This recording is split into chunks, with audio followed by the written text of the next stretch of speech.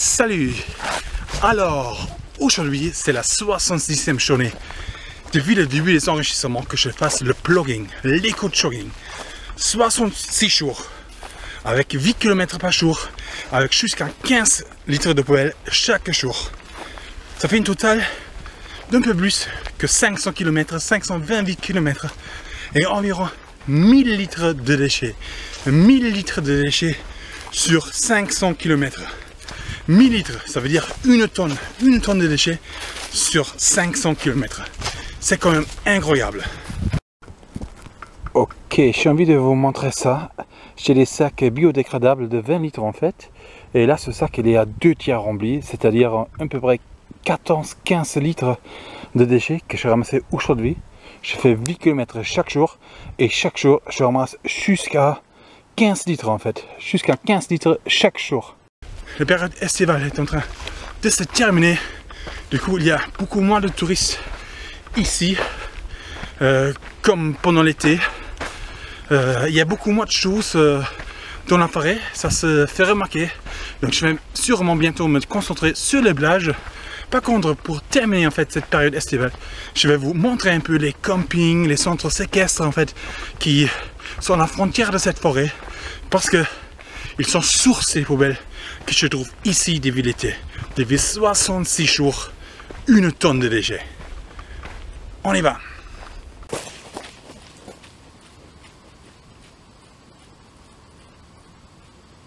Ok, c'est parti. Je vais alors vous montrer un peu les lieux comme les campings, les écoles, etc.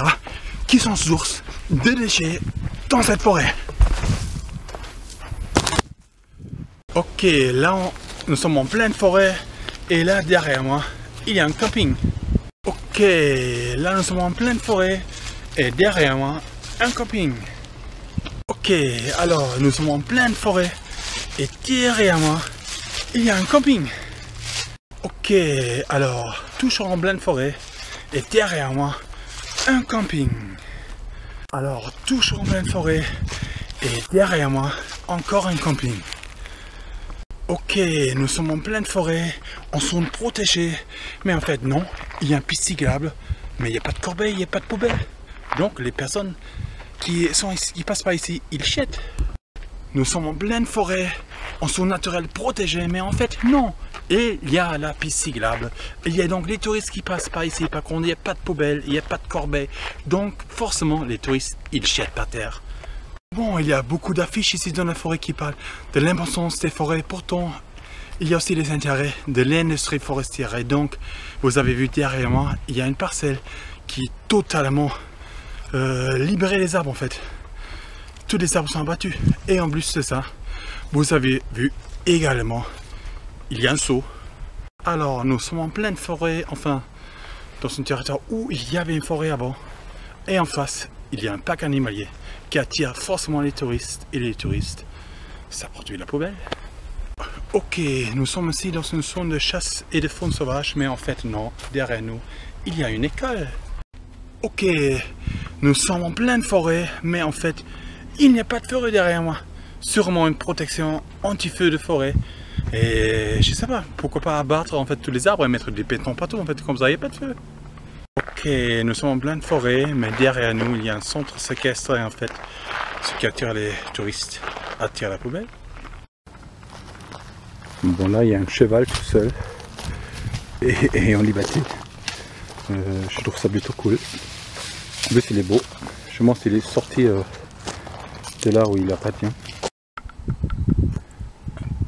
Un petit bout en plastique. Ok. Un petit bout en plastique. Ok. Petit bout de verre. Source de feu de forêt. Ok.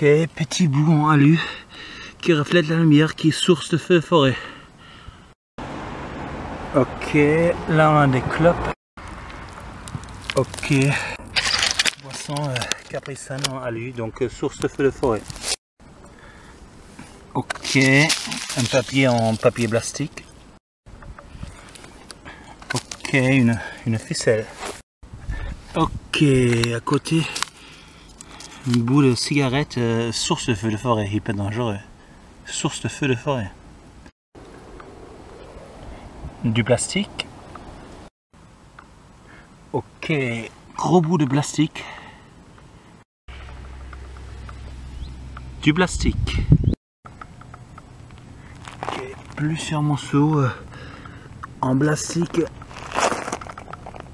autoréfléchissants qui viennent sûrement d'un vélo en fait. Et ça reflète, hein, donc source de feu de forêt, peut-être. Ok, un bout en plastique couleur noire qu'on voit presque pas. Je sais pas ce que c'est, je sais pas. Ok, une bouteille en plastique. Voilà, éventuellement source de feu de forêt aussi ces bouteilles parce que là je sais pas, elles reflètent quand même dangereusement bien.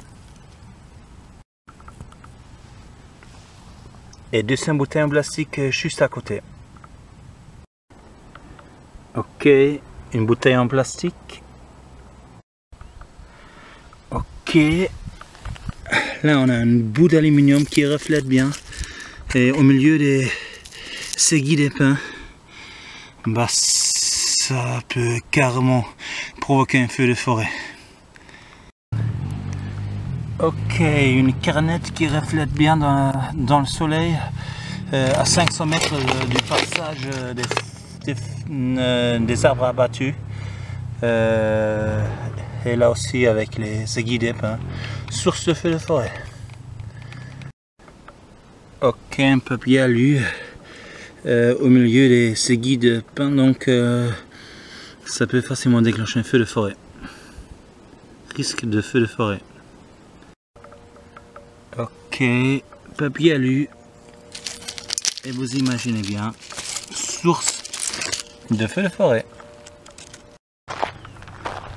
Là, j'ai envie de vous montrer ça parce que dans une autre vidéo, je disais, oh, je trouvais en fait une déchet juste à côté d'une déchetterie de la ville. En fait, c'est pas une déchetterie de la ville, mais c'est un endroit en pleine forêt où il y a 2 bennes qui sont placées. Et c'est en fait la ville qui met en fait les poubelles qu'elle ramasse sur la plage.